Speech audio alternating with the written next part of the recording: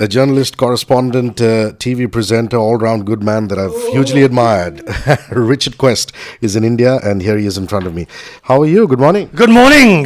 Delighted to be back in India. It's a fascinating time to be here. Absolutely fascinating. Davos, you've been there on multiple occasions, and this time there was a lot of talk of the fourth industrial revolution, the fourth revolution, so to say. A lot of people were pessimistic about it. A lot of people were optimistic about it. This whole industrial revolution thing, the first industrial revolution, which is the fourth revolution, give us your perspective of it. This fourth industrial revolution, which they talked about in Davos, is a concept. It's a philosophy. It is a change in industry that is happening. Now, the first industrial revolution, is the original one. So spinning jennies in the Victorian era. Then you go to the next industrial revolution, which is automation.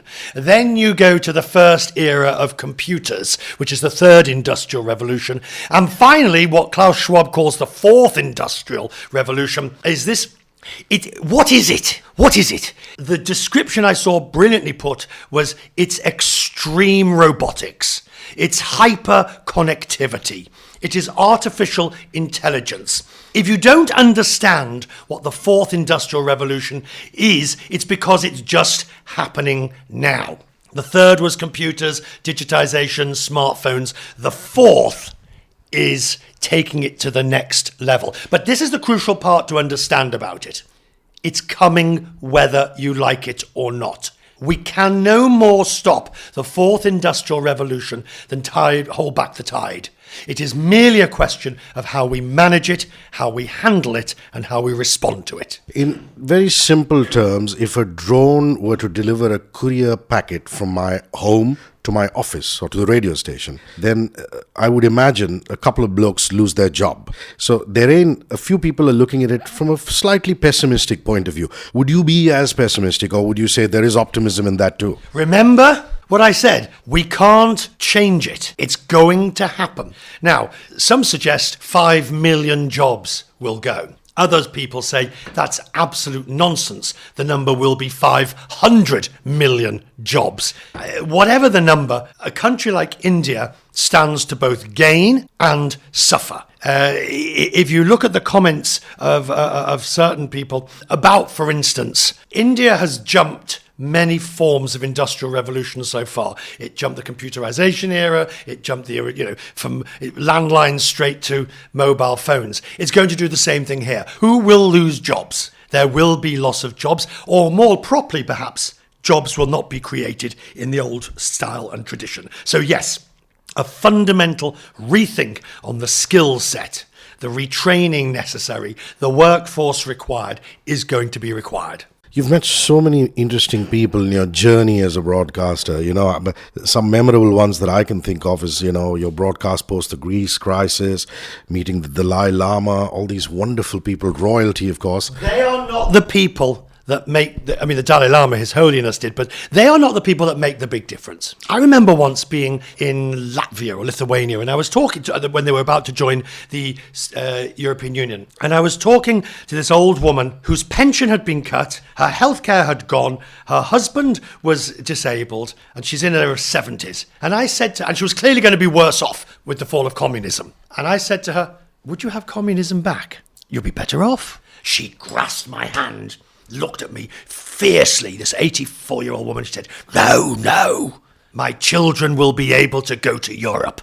That is what is important. Now, I say that to you because it is easy to see the famous people as what it's all about. And to some extent that is true, but it's the exceptional people that you remember. The woman in Latvia who was still pleased that her children could go to Europe. If I'm filming somewhere in the desert, the person who's making the best of their bad job. If I'm filming here in India, I saw yesterday, I was filming just by the stock exchange, and behind a stall, there's somebody having a haircut.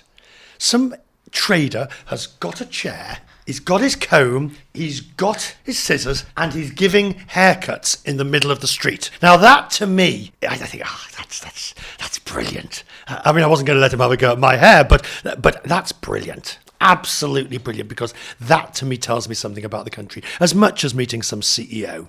CEOs are fascinating to meet, but only if they're honest. If a CEO has sort of dragged his way up and he has no vision and he's really a bean counter who's wearing trousers that are too big for him, it's a very disappointing experience. But when you meet the real CEO, and in fact, I even hate the phrase CEO, Chief Executive Officer.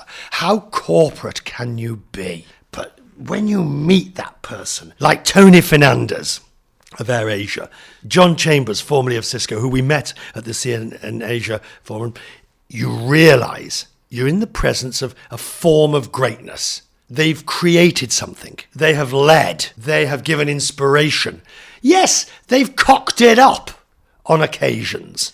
But as the famous saying goes, show me a man who's never made a mistake, and I'll show you a man who's never done anything. The weekend gone by has been very exciting, the CNN Asia Forum. But why has it been exciting? Ask yourself that question. Never mind just grabbing together a group of famous people or important decision makers. Why has it been exciting? Because India is undergoing the most extraordinary transformation. I've always said India is a country of potential that never seems to quite get there. Whatever happens, it always, in the past, has somehow dropped the ball at the goalpost. Never managed to get over the last hurdle. You know, you're smiling, so you know what I mean. A couple of years ago, I saw this very interesting edition of CNN Business Traveler where we were talking about the problems of Africa and African aviation and hoteliering. In a lot of ways, India faces similar problems of bureaucracy and red tapeism. But CEOs or corporates have to work around it. Or are you seeing the change in the new India? Is my question to you, Richard. And my answer is we don't know. If you look at the reforms of the Modi government so far, they have been limited in scope, high on ambition, but of fairly minor effects so far. It is a case of talking the talk with a bit of walk. But the prospect and promise are there. So you've had minor changes on financial reform, major changes on monetary policy, all these sort of things that are just at the side. And that's very deliberate in many ways. You don't want to scare the horses by going full throttle down the road. But at some point, and whether it's the failed land reform or whether it's the GST or whatever that reform is, I mean, Modi himself has said, this is not a one-term policy. It's 2 or 3 terms. Now, of course, he's got to get 2 or 3 terms to implement these policies, which could be the Achilles heel of his strategy. But if you look back at others who've done this, and there are 2 people you think about. 2. Ronald Reagan in the US and Margaret Thatcher in the UK. Now, when they came in, there was no hesitation in scaring the horses. They scared them all the way down the street, but they didn't care. They went hell for leather for reform. So Thatcher completely reformed the UK economy in the 1980s. Arguably, and look, it was controversial, it was difficult, it was messy, it was ugly, it was violent. Modi is trying to do it in a slightly more genteel way. It's a bigger country. There are more complexities. There's the rural question. There's the urbanization question. There's the poverty issue. There's the water question. There's the monsoon. There's all sorts of other issues. But if you're going to make change, to use that famous phrase, you can't make an omelette without breaking eggs. Now, what he's done so far is crack a lock of eggs, and he's opened 1 or 2 of them, and he's hoping that a force of natural change shifts it across. But eventually, he's going to have to break some eggs. People in India Inc. who have impressed you, or people in areas of strategic importance in the finance sphere in this country. For example, have you met the governor of the RBI, the Reserve Bank of India?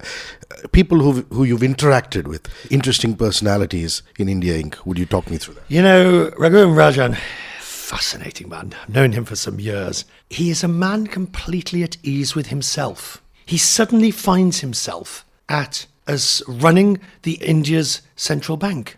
A man who's an economist, an academic, and he's suddenly running the central bank. And he does interviews. Now, most central bankers have this Delphic, I'm going to sit and look like a sphinx, and you'll think that I'm very intelligent, but you'll never know what I'm really thinking, because I'm terrified if you know what I'm thinking, you'll actually think something else. Not a bit of it with Governor Rajan. He speaks his mind. He raised interest rates and then he lowers interest rates. I asked him straight out in Davos, are there more rate cuts to come? He gave me the suitable answer about, will do whatever's necessary and the time is right.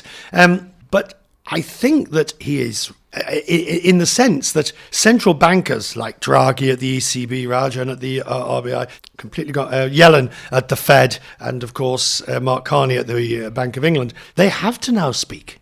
They have to speak. The days when they could just sit in their office and pretend to be cleverer than thou have gone, for one simple reason. These men and women now exercise the greatest power over our economies because governments have managed to screw it up over so many years. So you have Janet Yellen now, absolutely, she has to speak. She has to justify her policy, not just to Congress, but to the people. Rajan has to justify his policies to the people, absolutely. And what I think you've got in this country, you've got a superb governor, elegant, sophisticated, academically brilliant, charming. Sounds like I'm asking him out on a date. No. He's also a marathon runner, and you seem to be very keen on fitness too. Do you know that side of him? He does the full marathon every year, the Mumbai Marathon here. Well, let's face it, he's running monetary policy for one of the largest countries in the world. That's enough of a marathon to keep you busy. No, he's, and then you've got the industrialists here. The Mahindras, the Amaris, you've got the industrialists here who are running vast corporations, but they're going to have to watch themselves. They're going to have to watch the changes taking place in the Indian economy, to be a part of it, to restructure as necessary. Whenever I'm in India, and I come here not that often, but whenever I'm here, the one thing that amazes and impresses me is there's two things: the youth and the engagement. You can have a stand-up argument on the street about politics in this country. You see people engaged in an election. People know what the stock market has done.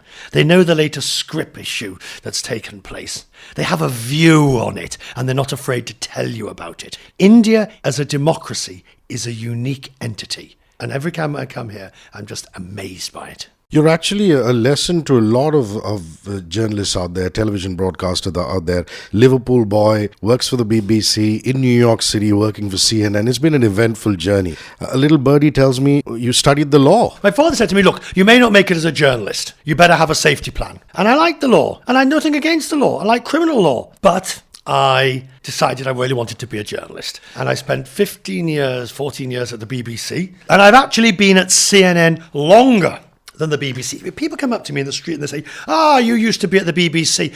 I look at them and think, what sort of brain have you got? That was 15 years ago. 15 years ago. And then they say, you were better at the BBC. Or, no, you're better at CNN. Don't get so excited about it. But having said that, there are different styles of journalism at both the places, or you think it's the same underneath it all? Because, you see of the flamboyance of somebody like you, which is more like the CNN style, and then you see these BBC broadcasters and presenters who are pretty, sedate. They have their versions. They have their equivalents. People ask me, whether it be the BBC or Sky or CNBC, if I can't watch them, what do as if I go into a hotel or I'm staying somewhere and it doesn't have CNN. It's very rare, of course, we are the largest in the world, but on that few occasions when it does happen, I do not go into a panic and have a hyperventilation if I have to watch my news from the BBC or from Sky or from CNBC or whoever it might be, or CNN IBN. Any one of the major global broadcasters will tell you what has happened in an honest and truthful way. And, Al Jazeera, I'm just mentioning them as well because you'll say, he didn't mention Al Jazeera. Al Jazeera will tell you what happened. Sky will, the BBC will. Who you watch is who you're comfortable with. That's really what the difference is. Everybody will give you the same sort of breaking news when it happens. We've all got the same sources. We've all got the same feeds. Some of us have more resources in different parts of the world. But who you watch is who's got the best analysis, who's got the best correspondence, who's got the deepest coverage, and who you are most comfortable watching. And the reason I say that, people watch television at their most intimate moments. The number of people who said to me, I was in bed with you this morning, and I said, Madam, I didn't realise we were having the pleasure. Or they say to me, they're walking around naked before they have a shower, and you're on in the corner, so they feel they know you. That's who you watch. That's who you listen to. People listen to you in the morning, not because they think you're a nice chap or a handsome beast. though you are, they do it because they're comfortable with you at their intimate moment. And Hrishi, that's crucially important. A Liverpool boy, I can't have you go through this interview without asking you about some football. Do you still manage? Do you still manage in New York City? Steven Gerrard retired, for heaven's sake. No. Football, I long ago realised I had almost no interest in it. I realise I'm a gymaholic, so I go to the gym every morning. I'll see you in the gym tomorrow. But no, football, you got me there. And in fact, it's quite funny because my colleagues, Don Riddell particularly, they love to tease me about my complete lack of knowledge of sport. I enjoy sport when it becomes a news story, like the FIFA fiasco or the IAAF fiasco. Then it's a good story, but good try. Quest means business. I mean, I've seen some really interesting bits. For example, the bit on China. I remember you standing in front of this chart talking about circuit breakers. In that aspect, talk to me about China. I mean, here is, another exciting business story. Right, we just don't know. We just don't know what is happening in China. The first thing you need to understand is that the government in Beijing is nominally in control of the whole country, yes, but the regional governors are very powerful. The economy is vast. It is not a sophisticated economy in terms of its national statistics, production levels. So we don't really know the full level of it. More than one analyst cynically commented about how on their last GDP numbers they just managed to hit the right number. You don't get that problem with India's numbers. Big country, but the people don't necessarily question the stats in the same way. So we are worried about China. I think the worry is greater than the reality, but we are in an exceptionally difficult time at the moment, and it's because of the low oil price. Make no mistake about it. This low oil price has created, and it's not low, it's ultra low oil price. And I can hear you saying, but in India's case, we're a net importer, it's good for the budget, it's good we're not paying so much subsidies. I can hear all of these arguments, all of them. But what this low oil price has done is create an instability.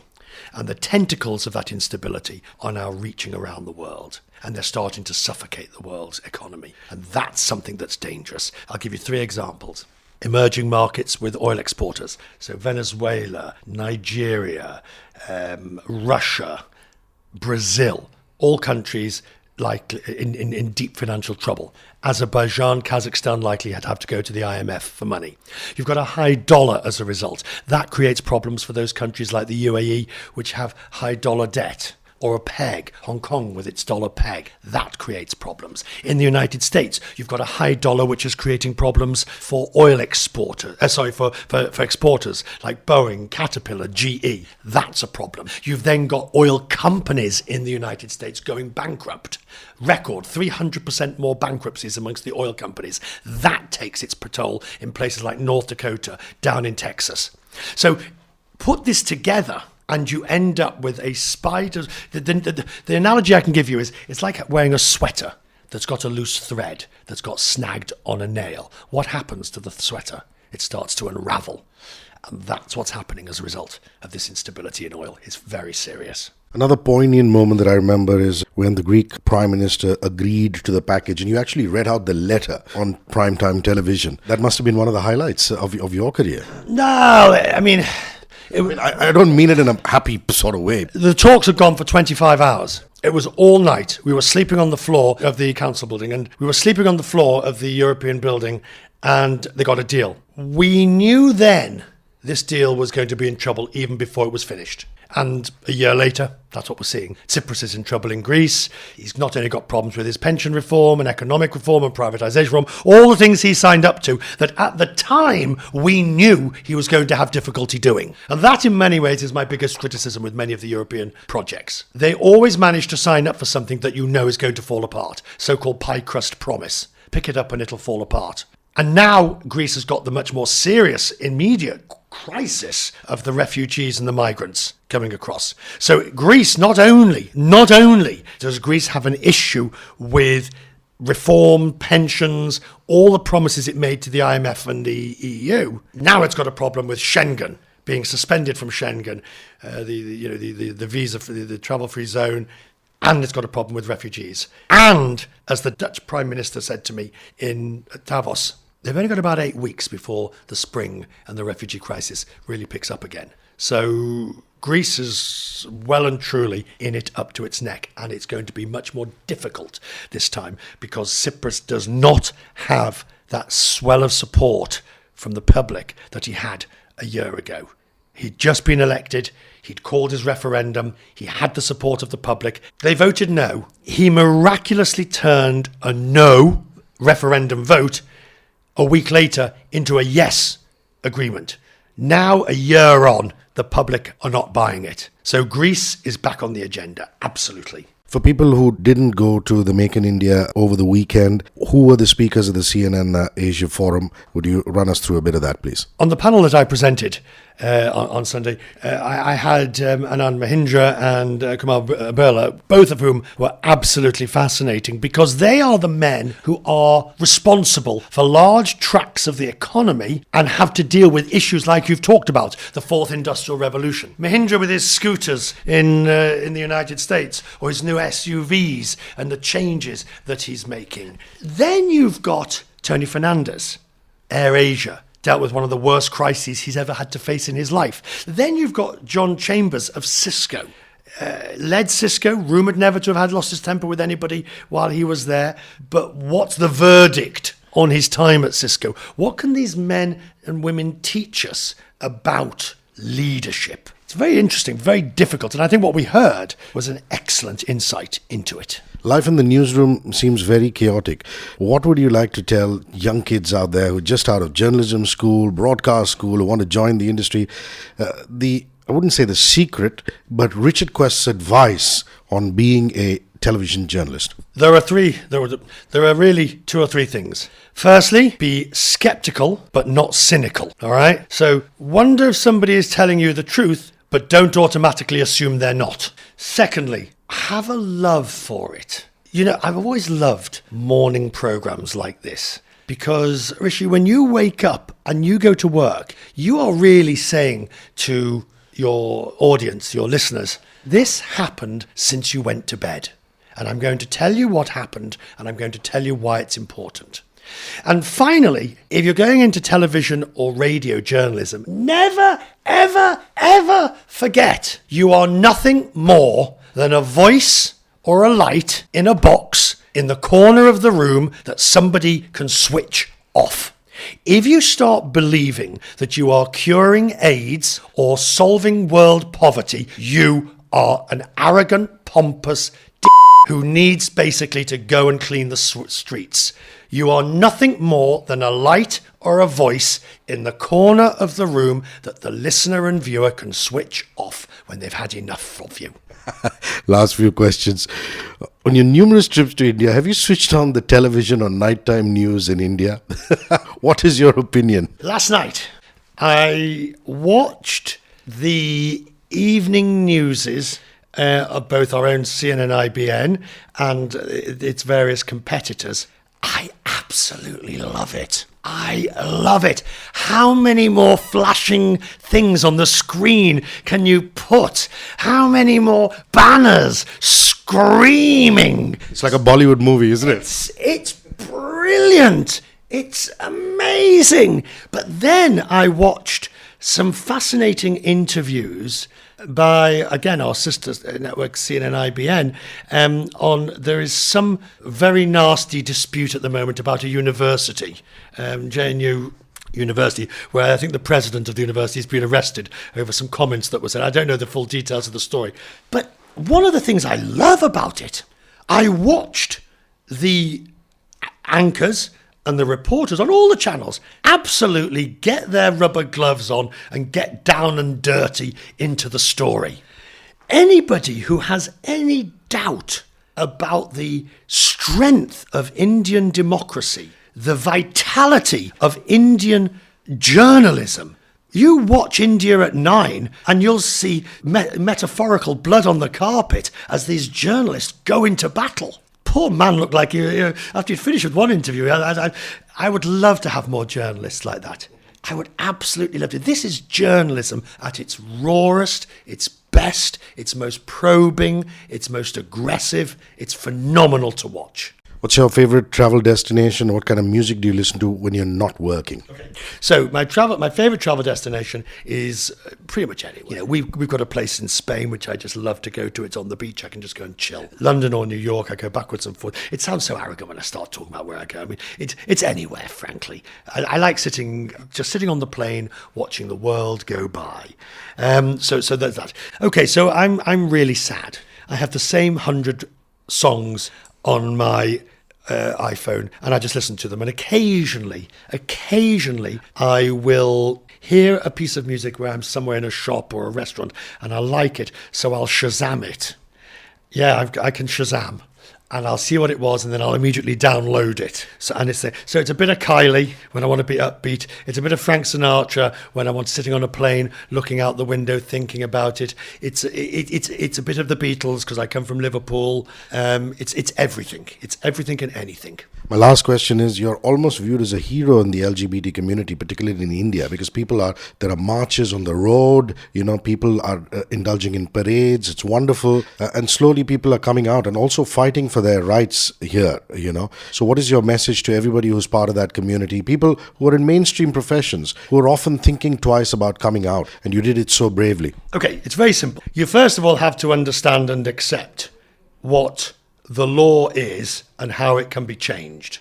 And I say this knowing the debate that is going on in India at the moment. The original decision, the Supreme Court reversing it on legal grounds, not necessarily policy grounds, and now, of course, it coming back before the Supreme Court or the High Court to make a final determination. That will be up to the lawyers. That will be up to the court. The politicians have a role to play in this too. But we are now entering, let me be clear about this, we are now entering a unique time where you have a disparity between countries. So you have marriage equality, same-sex marriage, whatever you want to call it, in the United States, in many countries in Europe, and you have homosexual illegal in other parts of the world. So somewhere in there, there's a middle ground. What happens when a same-sex couple comes on holiday, on their honeymoon, to India or to the Middle East or to a country? Oh, I'm well aware of the hypocrisy of these countries. We'll take your money. Come and have a nice 5-star hotel on the beach, and we won't say anything about what you do. We know that you're 2 men or 2 women together. We won't say anything about that. And I'm aware to some extent that yes, Richard Quest is gay. We'll put down the red carpet for him because of who he is. But that doesn't address the poor kid who's in rural India, or who's in the slums, or who's in a part of the country who doesn't have the power, who doesn't have the speech, who doesn't have the platform. And so that's why I'm absolutely clear in my view on this. I will speak out. I will say I hope laws are changed. They should be. It's time, because we are in this situation where half the world is walking around sort of with equality, and there's still countries which are not. I understand that there are deep political and philosophical differences on this, but I'm telling you, it's time for change. Richard Quest, thank you for your candor. Thank you for speaking with such conviction, passion and truth. This has truly been a wonderful session, and hope to catch up with you very, very soon. Fine. Thank you very much. I'm honoured to have been with you, and time for the date ahead. Right.